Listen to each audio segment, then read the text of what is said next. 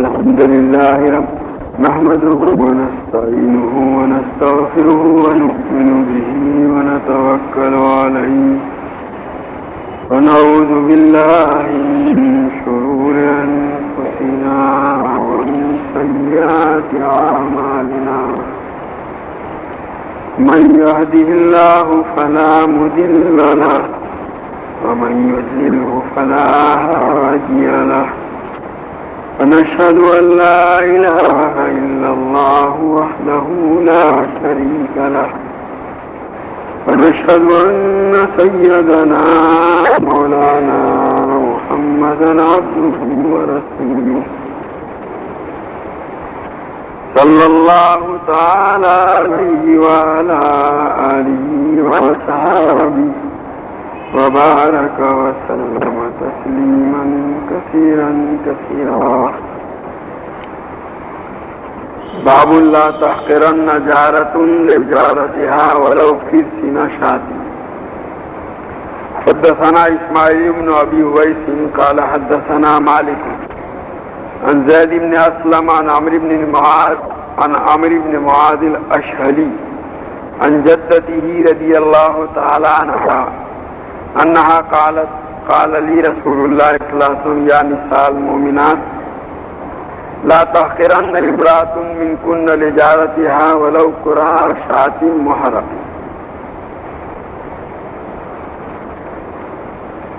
کوئی پڑوسن اپنے پڑوسن کے لیے معمولی نہ سمجھے چاہے وہ بکری کا پایا ہی کیوں نہ ہو یا کھر.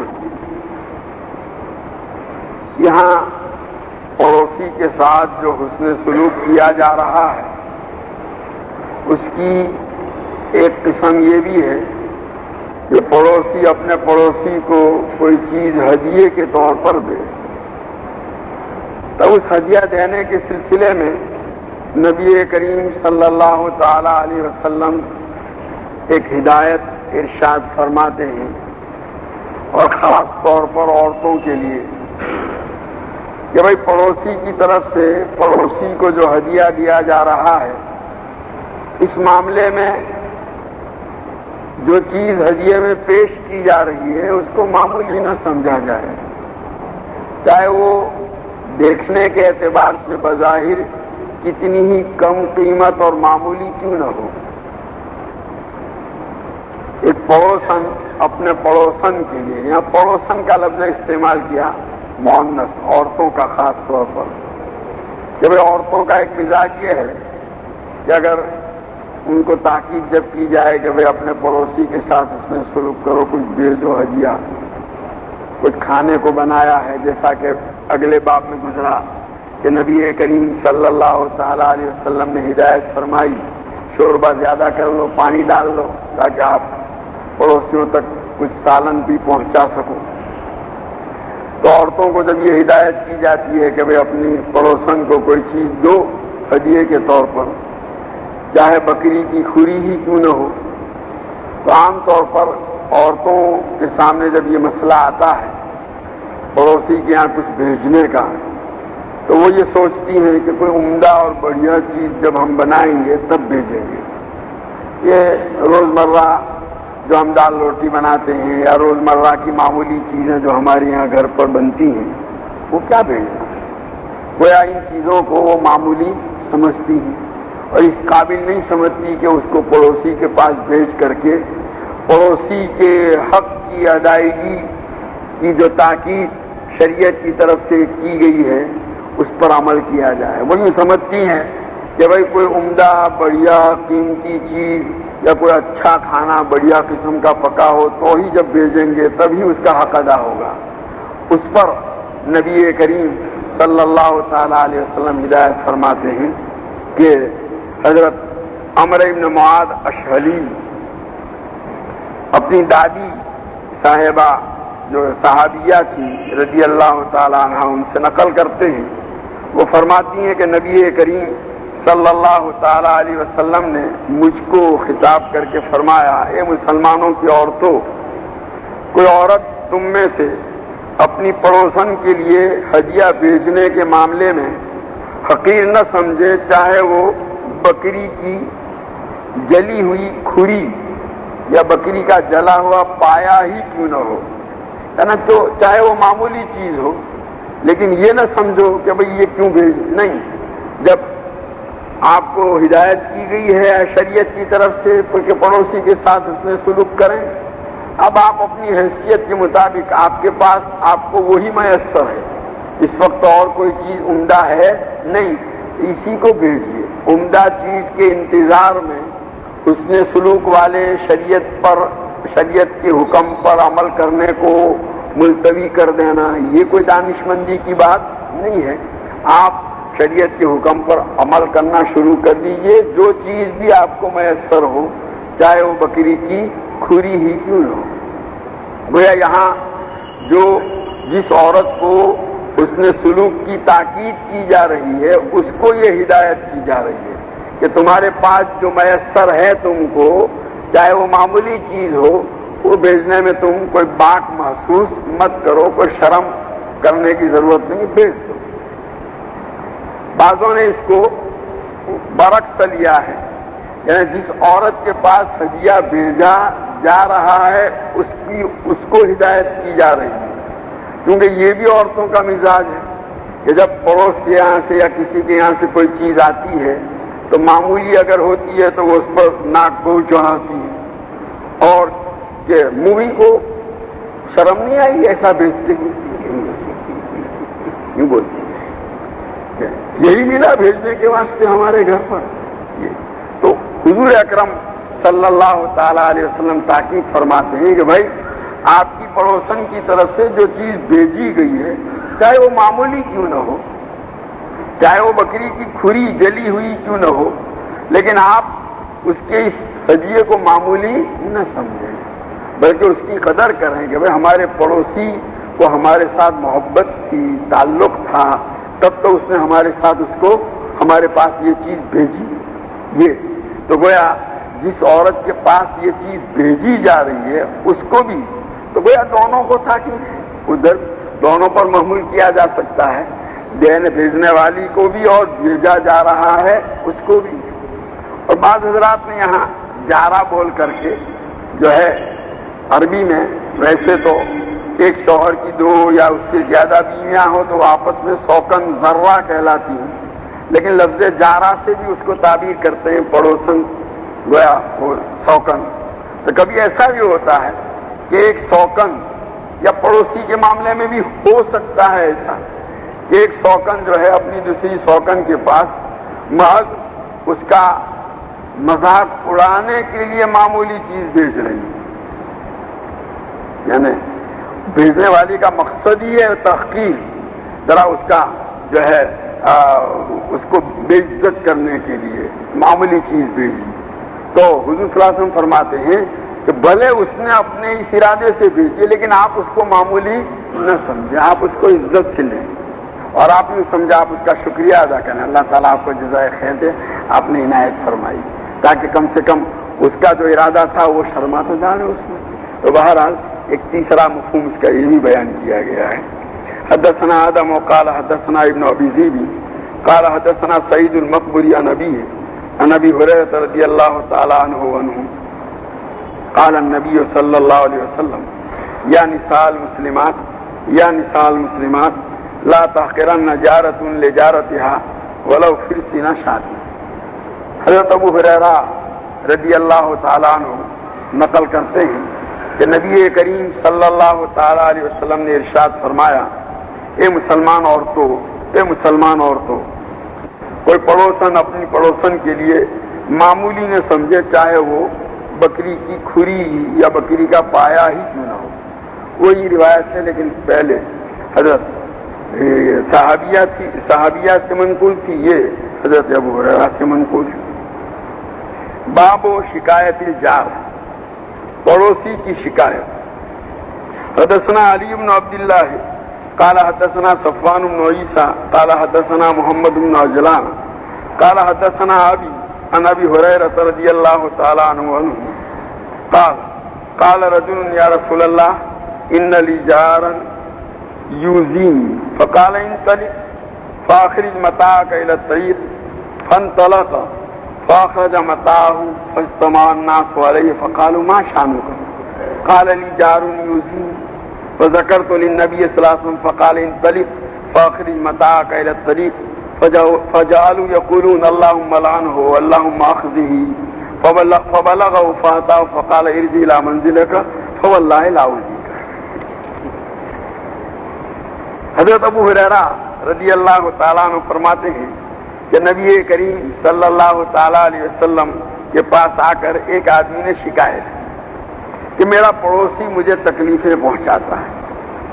تو حضور صلی اللہ تعالیٰ علیہ وسلم نے اس کو یوں کہا جاؤ اپنا سامان گھر کا باہر نکال کر راستے پر رکھ دو. چنانچہ وہ گیا اور گھر کا سامان نکال کر باہر راستے پر رکھ دیا. اب لوگ جمع ہو گئے, پوچھ رہے بھائی کیا بات ہے, کیوں ایسا, یہ گھر کا سامان باہر کا ہی کو رکھا. وہ کہنے لگا میرا ایک پڑوسی ہے جو مجھے تکلیف دیتا ہے, میں نے حضور صلی اللہ علیہ وسلم سے جا کر شکایت کی کہ اللہ کے رسول میرا پڑوسی مجھے تکلیف دیتا ہے, تو حضور صلی اللہ علیہ وسلم نے مجھے یہ ہدایت فرمائی کہ جا کر سامان باہر رکھ دوں اپنا, تو میں نے سامان باہر رکھا. اب لوگ یہ سن کر کہنے لگے اللہ اس وقت اللہ کی پھٹکار ہو, اللہ اس کو رسوا کرے, ایسا آدمی. اب جو سن رہا ہے وہ اس کو برا بھلا کہہ رہا ہے, اس کو بھی اطلاع ہوئی.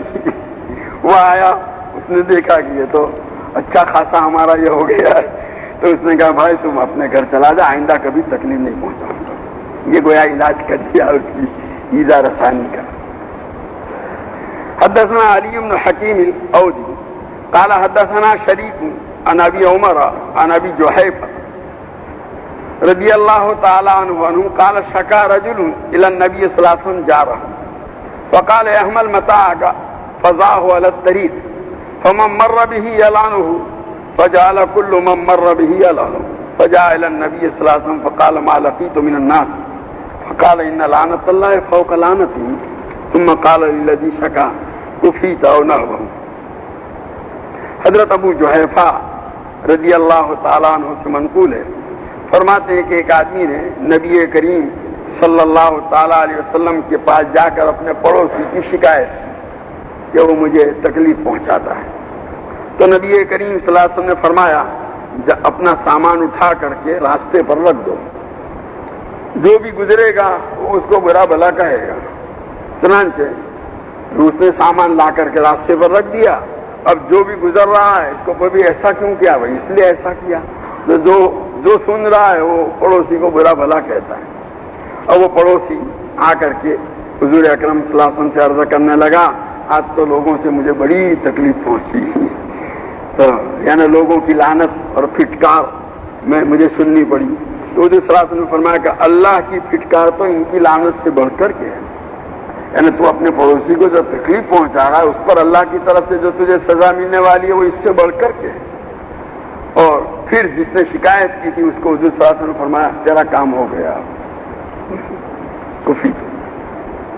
حدثنا مخلد بن مالک قال حدثنا ابو زہیر عبد الرحمن بن مغرا قال حدثنا الفضل یعنی ابن مبشر قال سمعت جابر رضی اللہ تعالی عنہ وعنهم يقول جاء رجل الى النبي صلى الله عليه وسلم يستعديه على جاره فبينه هو قاعد بين الركن والمقام اذ اقبل النبي صلى الله عليه وسلم ورآه الرجل وهو مقاوم رجلا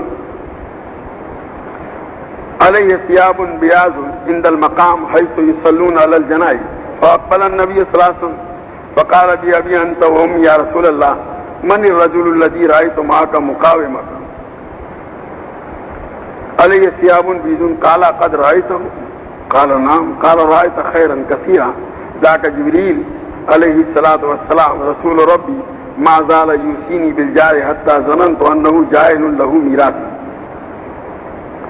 حضرت جابر رضی اللہ تعالیٰ عنہ فرماتے ہیں کہ ایک آدمی نبی کریم صلی اللہ تعالیٰ علیہ وسلم کے پاس آیا اور اپنے پڑوسی کی زیادتیاں بیان کرنے لگا تو وہ میرے ساتھ اس طرح زیادتی کرتا ہے.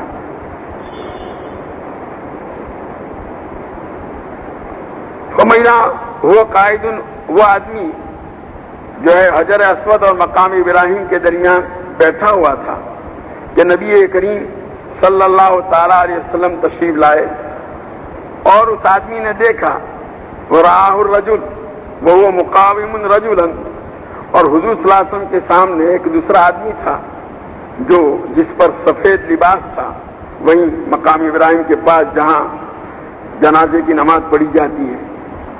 تو فاقبل النبی صلی اللہ علیہ وسلم. اب جب حضور صلی اللہ علیہ وسلم وہاں سے آگے بڑھے تو انہوں نے عرض کیا، اس آدمی نے کہا کہ اللہ کے رسول، میرے ماں باپ آپ پر قربان. وہ کون آدمی تھا جو ابھی آپ کے سامنے کھڑا تھا اور آپ اس سے گفتگو فرما رہے تھے؟ اس کے جسم پر سفید لباس تھا. حضور نے فرمایا اس سے، کیا تم نے دیکھا اس کو؟ کہا جی ہاں. کہا تم نے بہت بڑی خیر دیکھی. وہ حضرت جبریل تھے، میرے رب کے بھیجے ہوئے. وہ برابر مجھے پڑوسی کے سلسلے میں تاکید کرتے رہے، یہاں تک کہ مجھے یہ گمان ہوا کہ وہ اس کو وراثت میں حصہ تجویز کر دیں گے.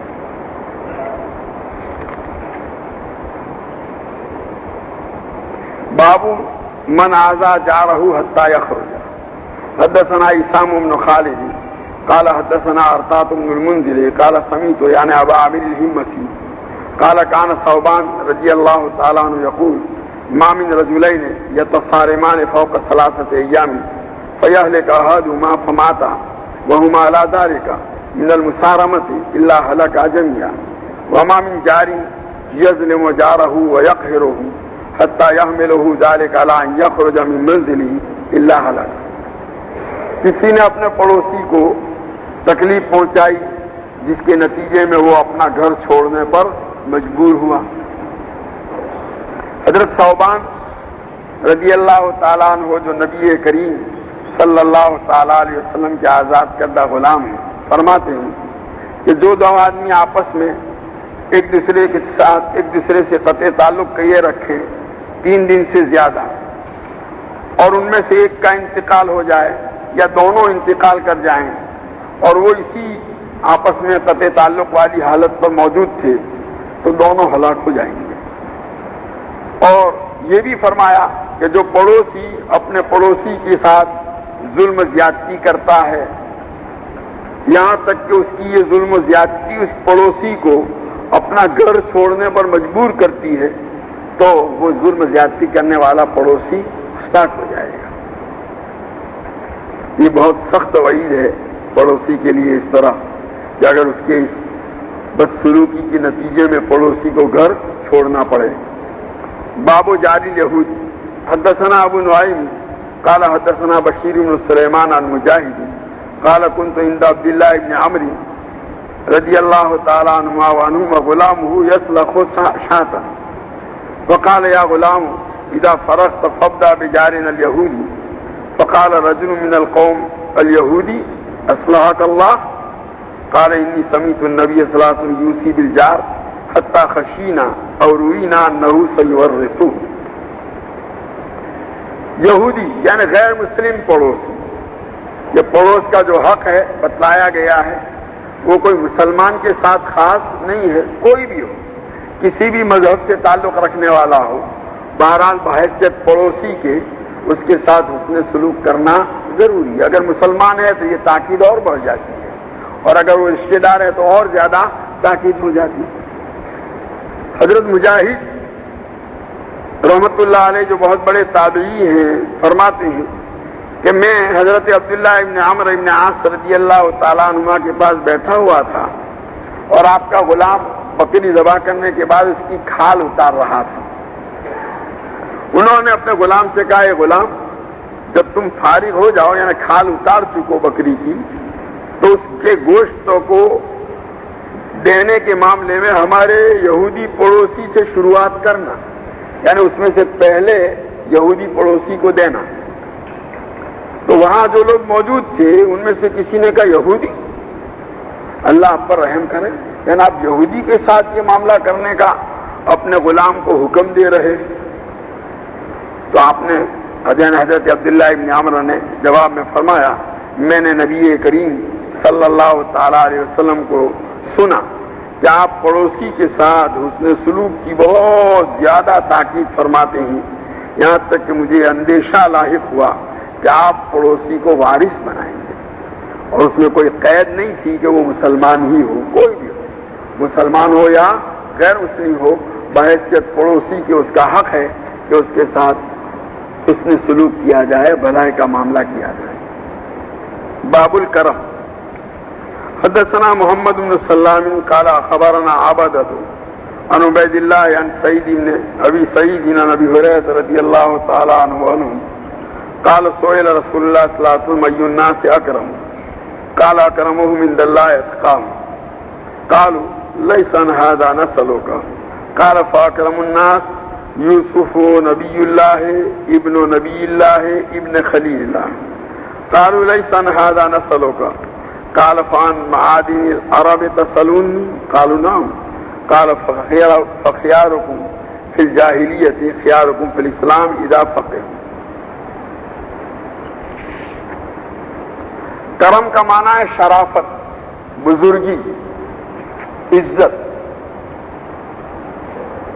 یہاں کرم ایک ایسی صفت کرم لفظ بول کر مراد لی جاتی ہے جو تمام خوبیوں کا گویا منبع اور اس کی جڑ ہے۔ آدمی کے اندر پائی جانے والی خوبیوں کے لیے جو چیز بنیاد بن سکتی ہے اسی کو اہل عرب کرم سے تعبیر کرتے ہیں، شرافت، جس کو ہم بولتے ہیں خاندانی۔ خاندانی بہت ساری خوبیاں ہو تو اسی کی خوبیوں کو تعبیر کرنے کے لیے کہتے ہیں اس میں خاندانی ہے۔ خاندانی یعنی ایک گویا شریف النسب آدمی کے اندر جو خوبیاں ہونی چاہیے وہ ساری خوبیاں اس کے اندر پائی جاتی ہیں۔ تو ہم گجراتی میں لفظ خاندانی سے جس کو تعبیر کرتے ہیں، سجنتا سے تعبیر کرتے ہیں، تو یہ کرم کہ اس کا مفہوم بڑا وسیع ہے۔ یہاں حضرت ابو ہریرہ رضی اللہ تعالیٰ عنہ فرماتے ہیں کہ نبی کریم صلی اللہ تعالی علیہ وسلم سے پوچھا گیا ای الناس اکرم، کون آدمی لوگوں میں سب سے زیادہ عزت والا، شرافت اور بزرگی والا، اونچے مقام والا؟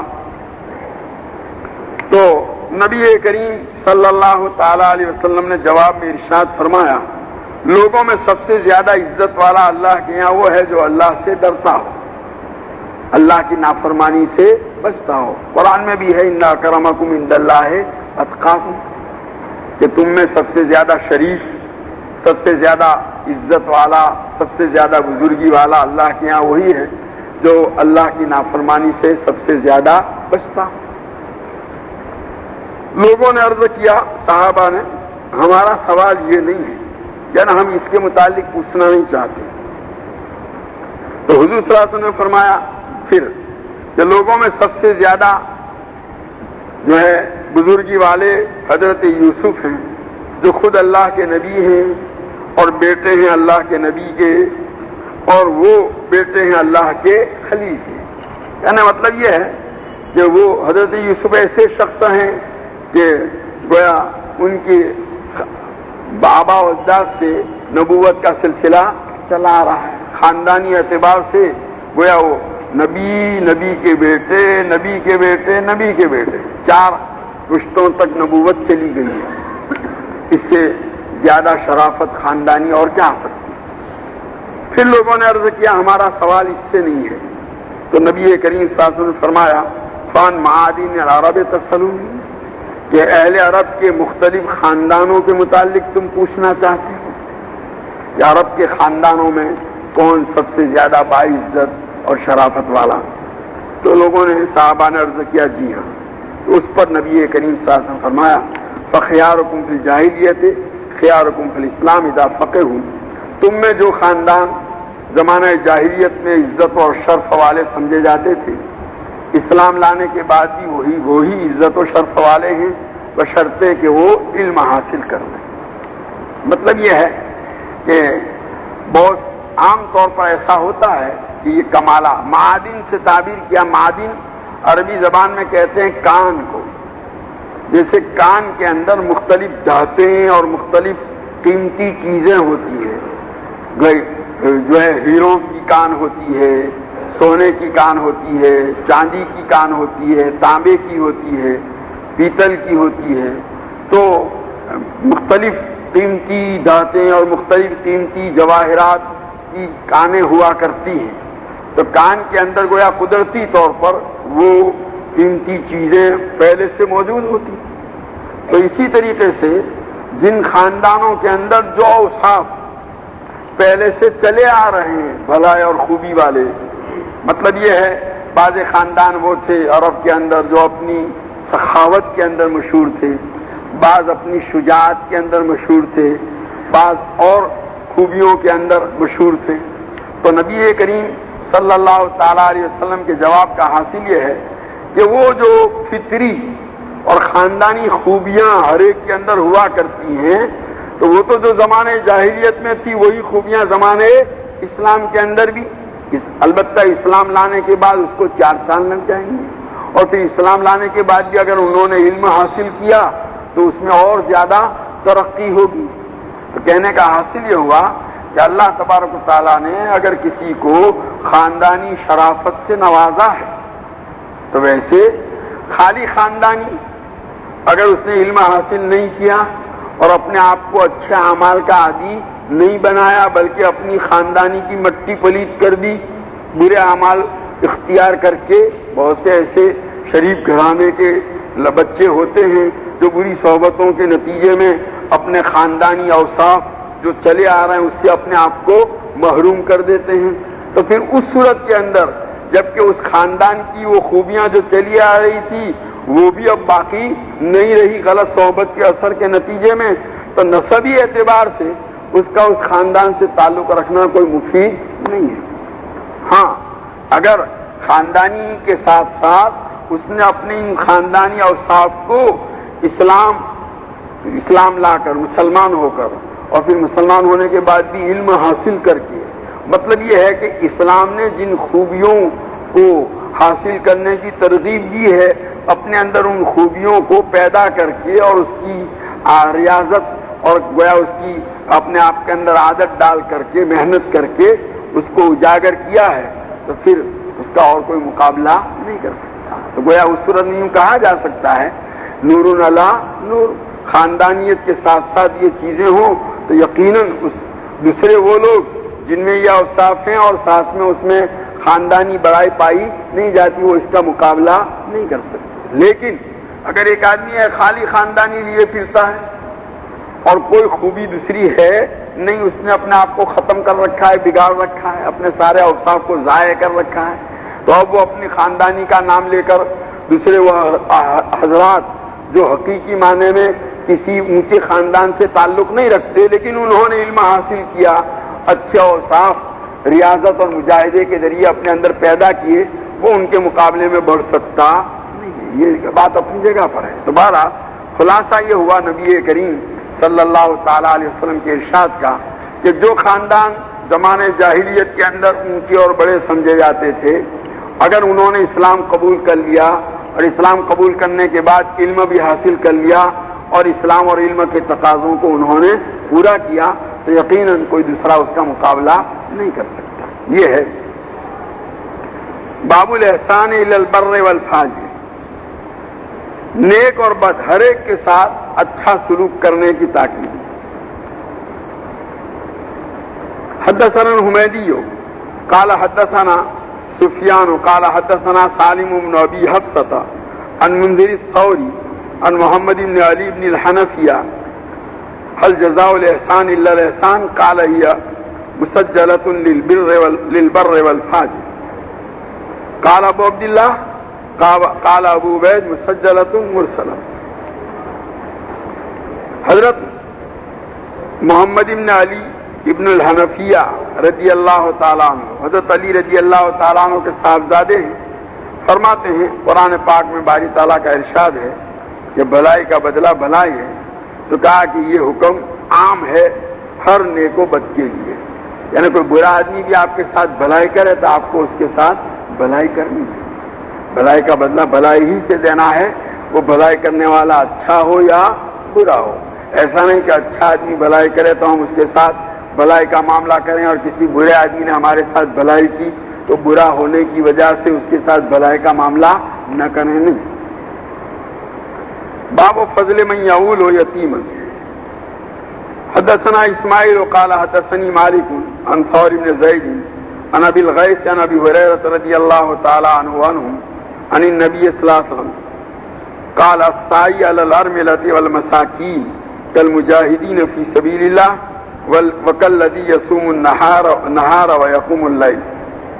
جو آدمی کسی یتیم کی خبرگیری کرے، پرورش کرے، اس کی کفالت کرے، اس کا بوجھ اٹھائے، خرچہ اس پر خرچ کرے۔ حضرت ابو ہریرہ رضی اللہ تعالیٰ عنہ نقل کرتے ہیں کہ نبی کریم صلی اللہ تعالیٰ علیہ وسلم نے ارشاد فرمایا کہ جو آدمی بیواؤں اور مسکینوں کے اوپر محنت کرتا ہے، خرچ کرتا ہے، وہ ایسا ہے جیسے اللہ کے راستے میں جہاد کرنے والا، اور وہ ایسا ہے جیسے دن بھر روزہ رکھنے والا اور رات بھر عبادت کرنے والا۔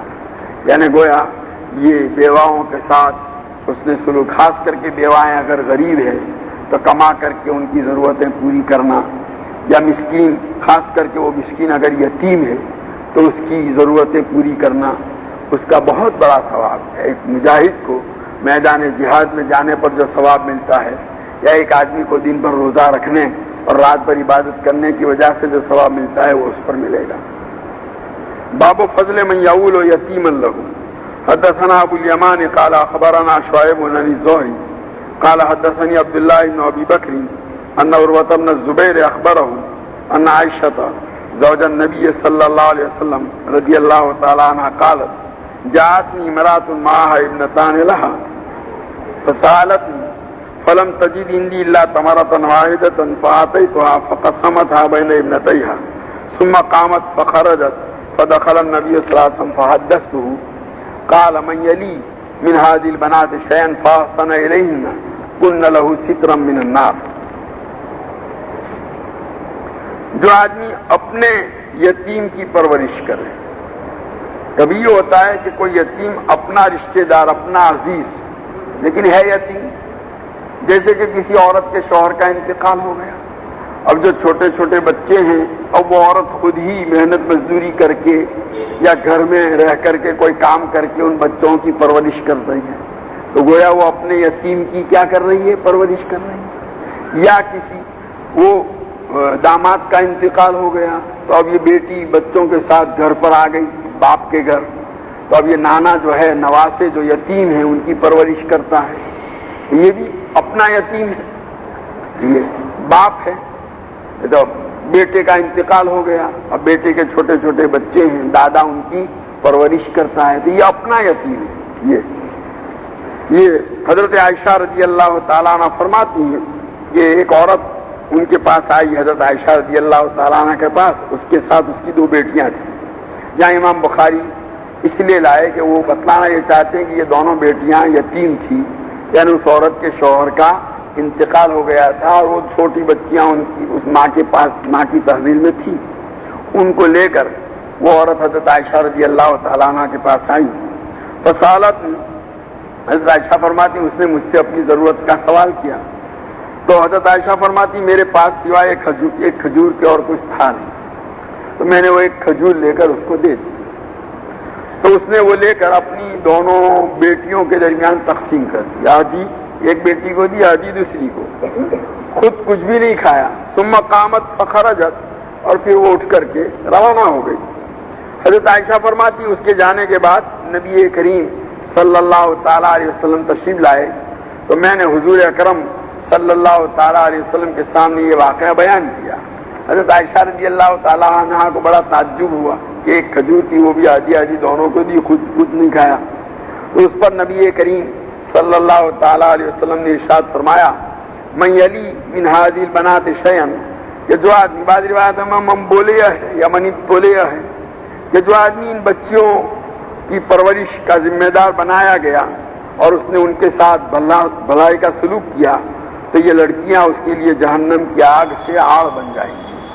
یعنی خاص طور پر لڑکیوں کے معاملے میں یہ بشارت اس لیے سنائی گئی کہ لڑکیوں کے ساتھ جیسا حسن سلوک ہونا چاہیے عام طور پر کیا نہیں جاتا، وہ عام طور پر ان کی تحقیر کی جاتی ہے، ان کے ساتھ بدسلوکی سے پیش آیا جاتا ہے، اور ان کو جو ہے ویسے ہی نامناسب معاملہ ان کے ساتھ کیا جاتا ہے۔ حضور صلی اللہ علیہ وسلم فرماتے ہیں بھلائی کا اور حسن سلوک کا معاملہ کیا تو یہ حسن سلوک اس حسن سلوک کرنے والے کے لیے جہنم کے عذاب سے آڑ بن جائے گا۔ میری والدہ کا انتقال ہو گیا ہے، دعائیں اللہ تعالیٰ ان کی مغفرت فرمائے، ان کی قبر کو نور سے بھرے اور جنت کا نمونہ بنائے۔ ایک آدمی مکہ میں 15 دن ٹھہرتا ہے، لیکن ایک دن بیچ میں جدہ صبح جا کر شام کو مکہ واپس آ جاتا ہے، تو وہ مسافر رہے گا یا مقیم؟ اگر پہلے سے اس کا ارادہ یہی تھا کہ یہ راتیں مکہ ہی میں گزارے گا، تو دن میں جدہ جا کر واپس آ جائے گا، تو وہ مقیم ہے، اس لیے کہ آدمی جہاں رات گزارتا ہے اس کا اعتبار کیا جاتا ہے۔ میری ساس کی بہن میرے لڑکے کے ساتھ حج میں جا سکتی ہے؟ ساس کی بہن تو یہ گویا آپ کے لڑکے کی ماں کی خالہ ہوئی، تو وہ تو جا سکتی ہے۔ خود کے سگے بھائی کے ساتھ بول چال بند ہونے کی وجہ سے نواسے کے ساتھ جا رہی ہے۔ سگے بھائی کے ساتھ بول چال بند رکھنا کیا معنی رکھتا ہے؟ بھلے بھائی کی طرف سے بدسلوکی ہو، اپنی طرف سے بول چال بند نہ رکھے۔ قبر پر مزاروں پر پھول یا پھول تختی رکھنا کیسا ہے؟ یہ پھول چڑھانا ممنوع ہے قبروں کے اوپر۔ آج کل بعض مساجد میں صبح کی نماز طلوع آفتاب سے 15-16 منٹ پہلے ہوتی ہے، اگر مسنون قرات کریں اور نماز لوٹانی آئے تو مشکل ہو جائے، اس کے بارے میں کیا مسئلہ ہے؟ جماعت کتنی منٹ پہلے ہونی چاہیے؟ بھائی دیکھو، جماعت کے لیے لکھا ہے فقہاء نے کہ مسنون قرات کے ساتھ نماز پڑھی جائے، اور کسی وجہ سے نماز لوٹانے کی ضرورت پیش آ جائے تو دوبارہ اسی طرح مسنون قرات کے ساتھ نماز لوٹائی جا سکے، اتنا وقفہ ہونا چاہیے۔ اس لیے یہ 15 جو منٹ لکھے 15-16 منٹ کافی نہیں ہے۔ عام طور پر مسنون قرات سے نماز پڑھنے میں 10-12 منٹ لگ جاتے ہیں، تو 10-12 منٹ اور 10-12 اور تو گویا 24-25 یا 30 منٹ کا فاصلہ ہونا چاہیے، کم سے کم 25 منٹ تو ہو۔ جنازے کی نماز فرض ہے، سنت ہے یا واجب؟ نیت کیا ہو تفصیل سے سمجھائیں۔ جنازے کی نماز فرض کفایہ ہے۔ فرض کفایہ اس کو کہتے ہیں کہ مقصود شریعت کا وہاں پر یہ ہے کہ یہ کام ہونا چاہیے، کیا ایک کریں یا سب کریں، سمجھنا کہ ایک نے کیا تو بھی ہوا، اسے سب کی ذمہ داری پوری ہو گئی، کسی نے نہیں کیا تو سب گنہگار ہوں گے۔ مقصود وہاں اس کام کا ہونا ہے، سب کریں یہ ضروری نہیں ہے۔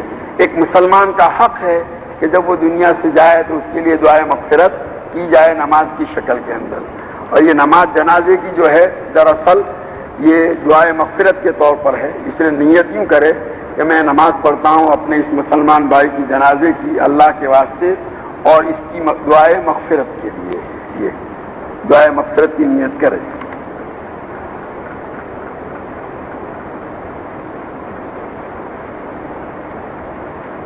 ہمارے یہاں مخالفت کا ماحول ہے اور ہم لوگ ایسے ماحول میں مدرسہ چلاتے ہیں۔ ہمارے یہاں پہلے احسن القواعد پڑھاتے تھے، بعد میں 2 سال کے بعد نورانی قاعدہ شروع کروایا، جس سے نقصان ہوا اور کچھ بچے کم ہو گئے، تو کیا نورانی قاعدہ کی رائے ہے احسن القواعد نہیں پڑھا سکتے؟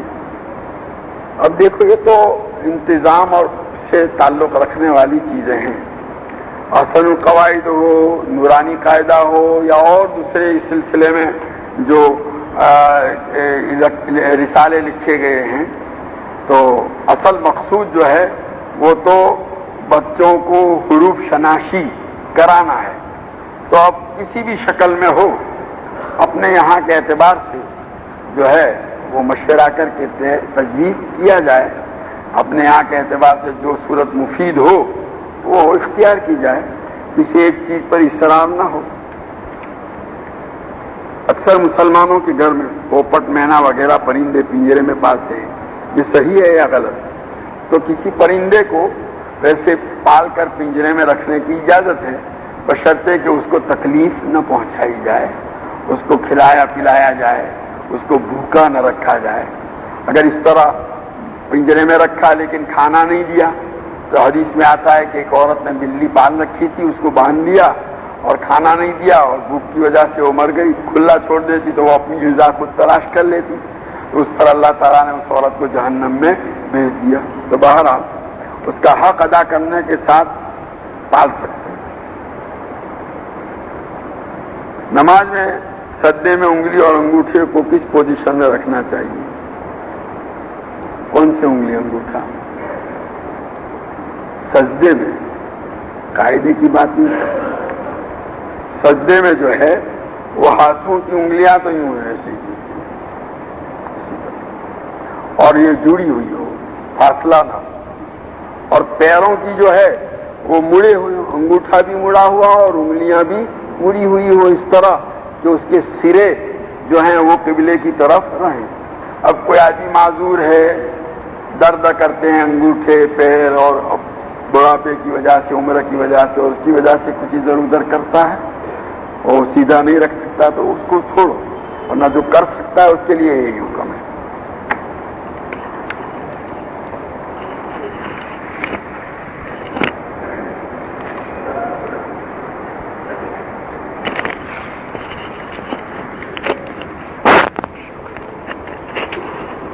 أعوذ بالله من الشيطان الرجيم. بسم الله الرحمن الرحيم. قل هو الله أحد الله الصمد لم يلد ولم يولد ولم يكن له كفوا أحد. بسم الله الرحمن الرحيم. قل أعوذ برب الفلق من شر ما خلق ومن شر غاسق إذا وقب ومن شر النفاثات في العقد ومن شر حاسد إذا حسد. بسم الله الرحمن الرحيم. قل أعوذ برب الناس ملك الناس إله الناس من شر الوسواس الخناس الذي يوسوس في صدور الناس من الجنة والناس. بسم الله الرحمن الرحيم. الحمد لله رب العالمين. الرحمن الرحيم. مالك يوم الدين. إياك نعبد وإياك نستعين. اهدنا الصراط المستقيم صراط الذين أنعمت عليهم غير المغضوب عليهم ولا الضالين. بسم الله الرحمن الرحيم. ألف لام ميم. ذلك الكتاب لا ريب فيه هدى للمتقين الذين يؤمنون بالغيب ويقيمون الصلاة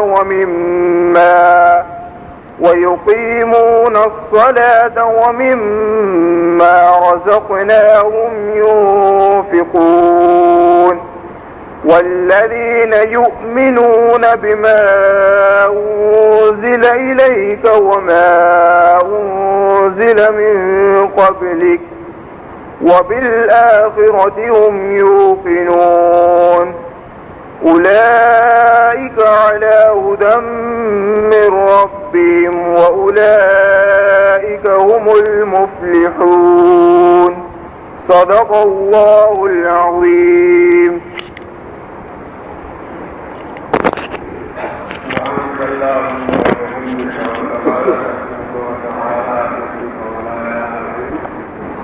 لا إله إلا الله له السنة الذي لم يلد ولم يولد ولم يكن له كفوا أحد لا إله إلا الله الرحمن الرحيم في السماوات والأرض اللهم صل على سيدنا ومولانا محمد وعلى آل سيدنا ومولانا محمد كما صليت على سيدنا إبراهيم وعلى آل سيدنا إبراهيم إنك حميد مجيد اللهم بارك على سيدنا ومولانا محمد وعلى آل سيدنا ومولانا محمد كما باركت على سيدنا إبراهيم وعلى آل سيدنا إبراهيم إنك حميد مجيد ربنا ظلمنا أنفسنا وإن لم تغفر لنا وترحمنا لنكونن من الخاسرين ربنا اغفر لنا ذنوبنا وإسرافنا في أمرنا وثبت أقدامنا وانصرنا على القوم الكافرين ربنا آتنا في الدنيا حسنة وفي الآخرة حسنة وقنا عذاب النار اللهم وفقنا لما تحب وترضى من القول والعمل والخير والنية والإخلاص اے اللہ تو ہمارے گناہوں کو معاف فرما ہماری خطاؤں سے درگزر فرما